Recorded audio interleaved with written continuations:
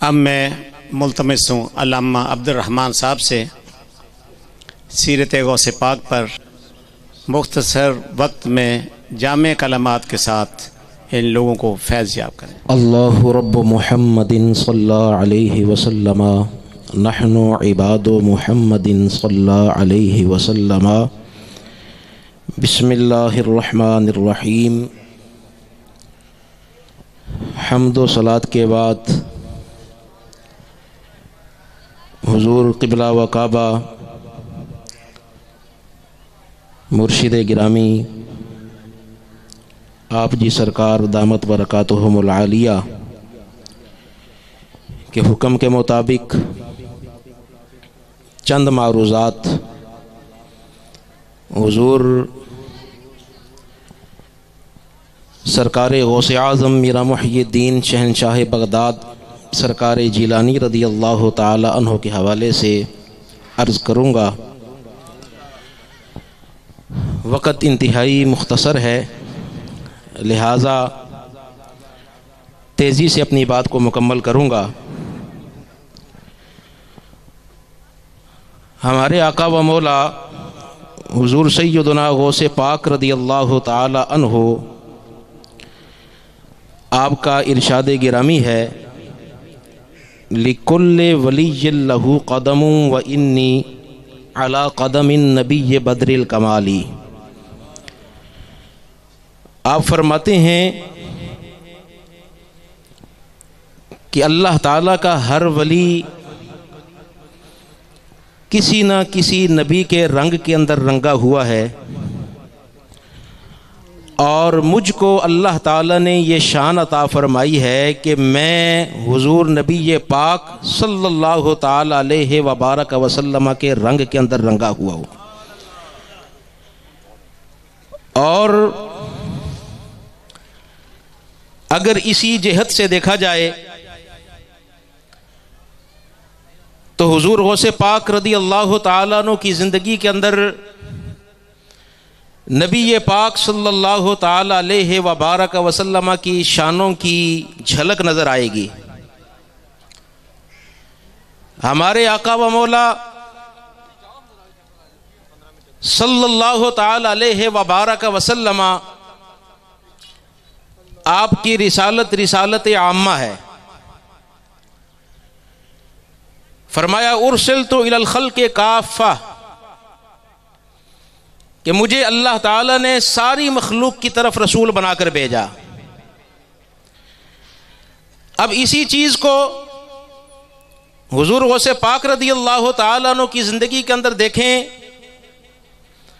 تو یہاں پر یہ رنگ نظر آتا ہے کہ آپ کو اللہ تعالیٰ نے ولایت عامہ عطا فرمائی ہے۔ آپ خود ارشاد فرماتے ہیں الانس لہم مشائخ والجن لہم مشائخ والملائکۃ لہم مشائخ وانا شیخ الکل۔ آپ نے فرمایا کہ انسانوں کے بھی پیر ہوتے ہیں، جنوں کے بھی پیر ہوتے ہیں، فرشتوں کے بھی پیر ہوتے ہیں۔ فرمایا میں وہ ہوں کہ جس کو اللہ نے سب کا پیر بنایا ہے۔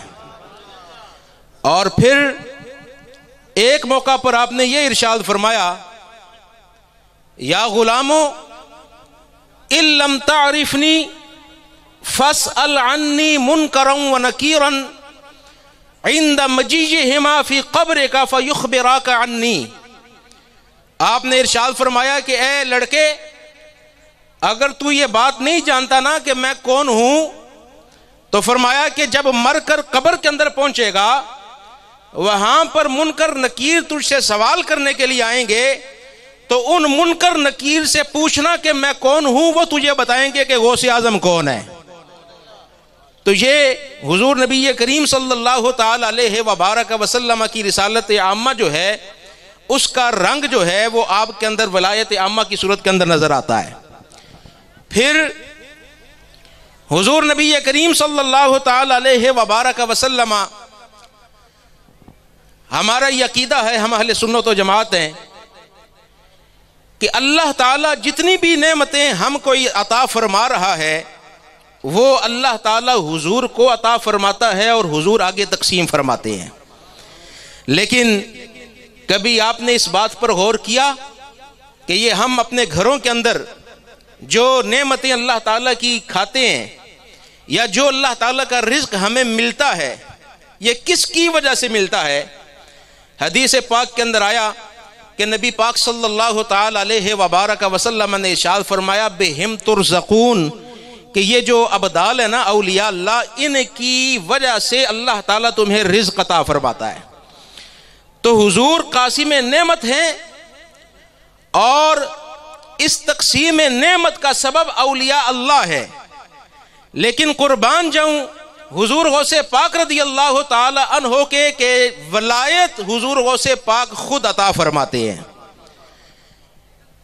یہی وجہ ہے کہ جب اولیاء اللہ حضور غوث پاک رضی اللہ تعالی عنہ کی بارگاہ کے اندر حاضر ہوا کرتے تھے تو ان الفاظ کے ساتھ سلام کیا کرتے تھے کہ یا من السماء والارض مائدتہ واہل وقتہ کلہم عائلتہ وَيَا مَنْ يَنزِلُ الْقَطَرُ بِدَعْوَتِهِ وَيَا مَنْ يَدُرُّ الضَّرْعُ بِبَرَكَتِهِ۔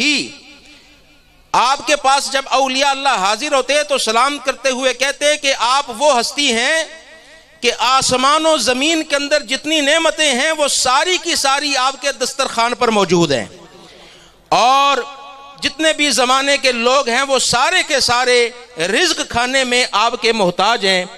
حضور ہی وہ ہیں کہ جن کی وجہ سے اللہ تعالیٰ بارشیں نازل فرماتا ہے، اور حضور ہی وہ ہیں کہ جن کی وجہ سے اللہ تعالیٰ جانوروں کو دودھ عطا فرماتا ہے۔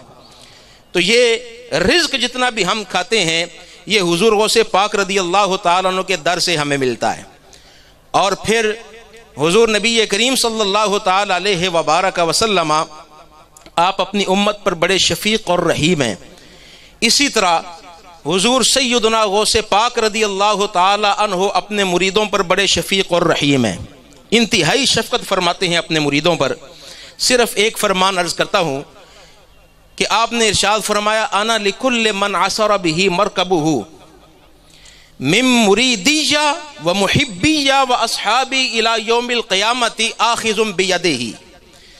آپ فرماتے ہیں کہ قیامت تک میرا کوئی بھی مرید ہو، میرا کوئی بھی ساتھی ہو، یا میرے ساتھ کوئی بھی محبت رکھنے والا ہو، جہاں پر بھی اس کی سواری پھسلے گی، ٹھوکر کھائے گی، میں عبد القادر آگے بڑھ کر اس کے ہاتھ کو تھام لوں گا۔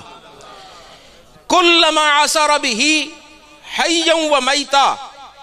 آپ نے فرمایا کہ یہ صرف زندگی کے اندر نہیں ہے کہ دنیاوی مشکلات کے اندر میں اس کی مشکل کشائی فرماؤں گا، بلکہ فرمایا کہ اگر وہ فوت ہو جانے کے بعد قبر کے اندر جائے گا تو وہاں پر بھی عبد القادر اس کی مدد کو آئے گا۔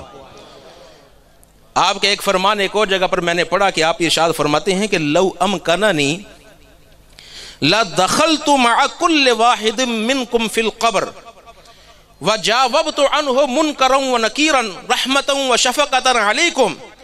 آپ نے ارشاد فرمایا کہ اگر اللہ تعالیٰ مجھے اجازت دے نا تو میرا کوئی بھی مرید جب مر کر قبر کے اندر جائے تو عبد القادر اس کے ساتھ اس کی قبر کے اندر جائے، اور وہاں پر جا کر اپنے مرید کی طرف سے منکر نکیر کو سوال و جواب کرے، اپنے مرید پر رحمت اور شفقت کرتے ہوئے۔